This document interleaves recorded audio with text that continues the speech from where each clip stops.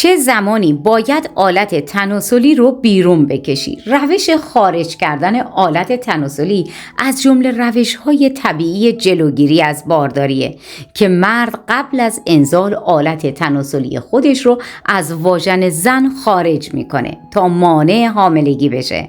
از هر 5 نفری که به این روش جلوگیری میکنن 1 نفر باردار میشه. پس این ویدیو برای همه مناسب هستش که ببینید.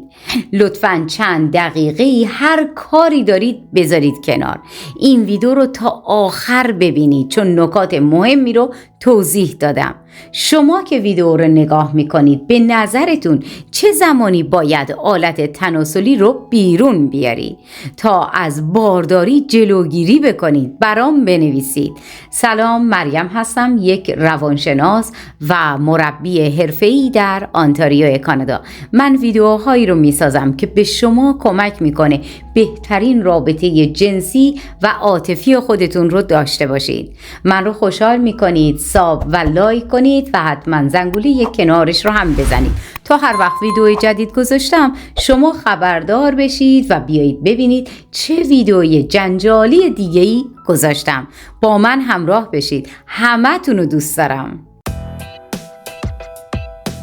بیرون کشیدن آلت تناسلی. روش بیرون کشیدن به نوعی پیشگیری از بارداری گفته میشه که در اون با بیرون کشیدن آلت تناسلی از واژن قبل از انزال به این طریق مایع منی که در طول انزال از آلت تناسلی خارج میشه از بارداری جلوگیری میشه. انزال مرد از واژن و دستگاه تناسلی زن دور نگه داشته میشه. خارج کردن آلت تناسلی بسیار راحت هستش چون برای هر کسی در دسترسه. شما نیازی به پزشک و نیازی به مراجعه به داروخونه ندارید. نیازی نیستش که پولی هم خرج بکنید. اگر بخواهید از اون استفاده بکنید راحت هستش، اما هنوز خطراتی رو هم داره. لطفاً به این سوال حتما جواب بدید. آیا شما موافق روش خارج کردن آلت تناسلی هنگام انزال هستید یا نه؟ یا اگر موفق بودید تو این روش برای ما بنویسید. خطرات بیرون کشیدن آلت تناسلی. اگر بخواهید از روش بیرون کشیدن آلت تناسلی استفاده بکنید مشکلی نداره، اما هنوز خطراتی رو به همراه داره. بنابراین خطرات این هست که ممکن هستش کار نکنه. بنابراین قطعاً تضمینی برای زن وجود نداره. و دومین دلیل یا خطر دوم این هست که از شما در برابر بیماری‌های مقاربتی محافظت نمی‌کنه. بنابراین روش‌های پیشگیری از بارداری در اکثر موارد فقط از بارداری محافظت میکنه. روش مؤثر بیرون کشیدن آلت تناسلی. بیرون کشیدن آلت تناسلی اگر به درستی انجام بشه چقدر مؤثر هستش؟ تقریبا 95%. به این معنی که از هر 100 زن فقط 5 زن باردار میشن که 100 نفر از اونها استفاده میکردن، اما در واقعیت اکثر مردم در واقع روش بیرون کشیدن رو به درستی دریافت نکردن. اونها به درستی انجام نمیدن و بنابراین اثر بخشی به حدود 80% کاهش پیدا میکنه که هنوز بد نیست اما خارق العاده هم نیستش. به این معنی هستش که یکی از 5 خانومی که از روش بیرون کشیدن استفاده میکنه همچنان باردار میشه. بنابراین چه کاری باید انجام بدید تا این روش تا حد ممکن مؤثر باشه و باردار نشدن خودتون رو به حدود 95% افزایش بدید؟ به نظر شما کاری باید انجام بدید تا روش خارج کردن آلت تناسلیتون نتیجه بده و به درستی کار بکنه؟ برام بنویسید.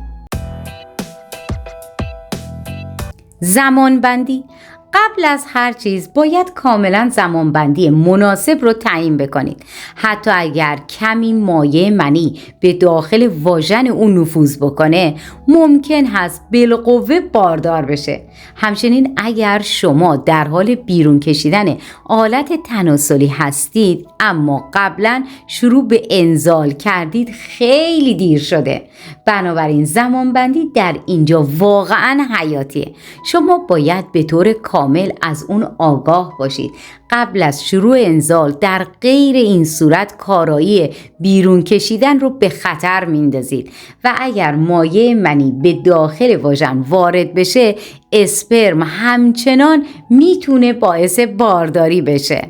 دوستان، با ساب و لایکتون علاقتون رو به ویدیوها به من نشون بدید و لطف کنید که این کانال رو به دوستانتون هم معرفی بکنید تا همه بتونیم یه زندگی خوبی رو داشته باشیم.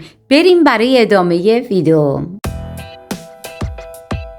کجا انزال میکنید؟ تمام چیزی که واقعا باید مراقب باشید کجا انزال میکنید و اگر خارج از او انزال میکنید باید واقعا از اندام تناسلی او دور باشید.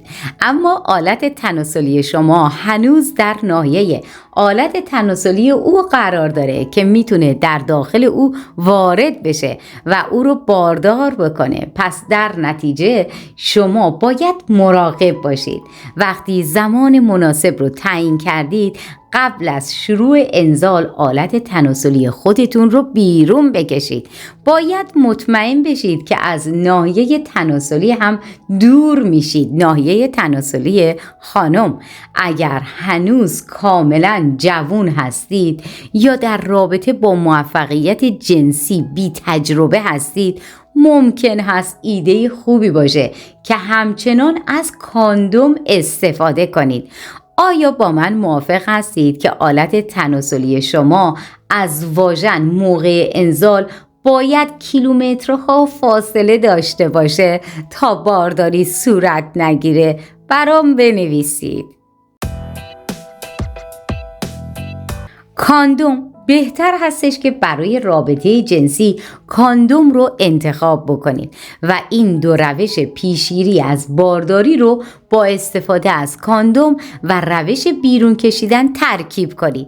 به این ترتیب میتونید روش خروج رو با کاندوم تمرین بکنید و در صورت انجام این کار اگر زمان بارداری رو دقیق نمیدونید یا اگر به اندازه کافی مراقب نیستید، هنوز اون کاندوم رو دارید تا مطمئن بشید که حاملگی نخواهید داشت.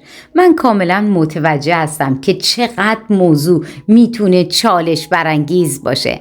همه چیز واقعا خوب میشه و احساس شگفت انگیزی رو میکنید، اما نیاز به کنترل زیادی از طرف شما به عنوان یک مرد داره که حتی ممکن هست فراموش کنید که قرار بوده بیرون بکشید، چون در گرما هستید. از لحظه لحظه چیزها بسیار عالی دارید لذت میبرید. به همین دلیل هستش که استفاده از کاندوم در بالای روش بیرون کشیدن میتونه ایده خوبی باشه، زمانی که مطمئن میشید که میتونید اون رو به درستی انجام بدید. به من بگید آیا دلیلی وجود داره که شما از کاندوم استفاده نکنید و به قول قدیمی‌ها یه دوجین بچه پس بندازید؟ آموزش خود بسیار مهمه که دقیقاً بدونید و علائمی رو بشناسید که بدن به شما میگه که در شرف شروع انزال هستید. باید مطمئن بشید که میدونید و اون لحظه رو تشخیص خواهید داد و میتونید انزال کنید و زمان کافی برای اینکه هیچ اسپرمی داخل واژن نره رو میدونید. معمولاً انزال با شروع ارگاسم شروع میشه، بنابراین خوب هستش که به بدن خودتون توجه بکنید. افراد کمی متفاوت هستند، بنابراین زمان دقیق وجود داره که چه زمانی قرار هست اتفاق بیفته. بنابراین بهترین کار این هستش که تمرین بکنید. شاید زمانی که انزال هستید و واقعا متوجه میشید تا در اون لحظه بتونید جلوی خودتون رو بگیرید و بتونید در زمان مناسب آلت تناسلی رو بیرون بکشید قبل از اینکه منی داخل واژن بره خیلی مهم هستش. هر وقت هر کاری تمرین کردید موفق شدید.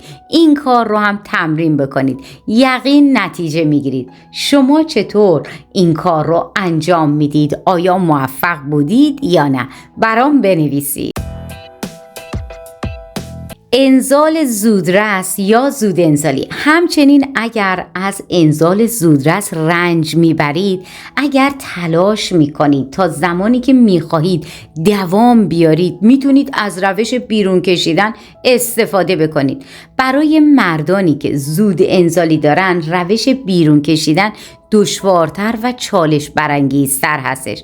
بنابراین اگر از انزال فرار دارین میکنید و گرفتار اون هستید، یک تجربه بسیار دشوار و سخت برای شما ایجاد میکنه. تعجب نکنید هست. بنابراین اگر در مورد شما اینطور هست، استفاده از کاندوم و همچنین روش بیرون کشیدن میتونه در اینجا براتون مفید باشه. اگر انزال در داخل واژن اتفاق بیفته چه؟ اگر تصادفی در داخل واژن انزال شدید چه کاری باید انجام بدید؟ اگر اشتباه کردید و مقداری یا تمام مایع منی وارد واژن او شدش و نگران هستید که روش پیشگیری به شیوه خارج کردن آلت تناسلی طبق برنامه‌های شما پیش نرفت، با پزشک در مورد پیشگیری از بارداری اضطراری صحبت بکنید که باید در اسرع وقت از رابطه جنسی برای جلوگیری از بارداری انجام بشه. توجه داشته باشید که پیشگیری اورژانسی از بارداری به عنوان روش مناسب پیشگیری از بارداری نیستش که در هر بار شکست به سراغ اون برید. بنابراین لازم هستش که آگاهی خودتون رو از روش‌های پیشگیری از بارداری و چگونگی انجام، مزایا و معایب اونها بالا ببرید. بنابر اون چه که گفته شد، پیشگیری طبیعی از بارداری با خارج کردن آلت تناسلی مرد قبل از انزال روش ایمن و مؤثر نه تنها برای جلوگیری از بارداری نیستش، بلکه احتمال انتقال بیماری‌های مقاربتی همچنان بالاست. اگر شریک زندگی شما زمانبندی رو اشتباه بکنه یا تصمیم بگیره به دلیل اینکه رابطه جنسی خیلی خوب داره پیش میره از خروج به موقع آلت خودداری بکنه، این شما هستید که میتونید باردار بشید. در مجموع اونچه در اینجا واقعا مهمه این هست که هر دو واقعا به همدیگه اعتماد داشته باشید و متعهد باشید که در این زمان در حال عشق ورزیدن هستید و بارداری رو نمیخواهید. چون اگر یکی از شما مطمئن باشه که بارداری رو نمیخواد، به نوعی ممکن هست وسوسه انگیز باشه که بیرون کشیدن رو خراب کنید یا اون رو به گونه‌ای اجرا کنید که اثر بخشی اون کاهش پیدا بکنه. بنابراین واقعا باید بدونید که هم خودتون و همسرتون در مورد باردار شدن یا نشدن در یک کشتی هستید و هم فکر هستید و به هم اعتماد میکنید. شما که ویدیو رو دارید نگاه میکنید، به نظرتون چه زمانی باید آلت تناسلی رو بیرون بیاری تا از بارداری جلوگیری بکنی؟ برام بنویسید. یادتون نره سابسکرایب و زنگوله رو بزنید. ویدیوهایی رو هم که در انتها به شما نمایش دارم میدم حتما ببینید. دفعه بعد همه تون رو میبینم.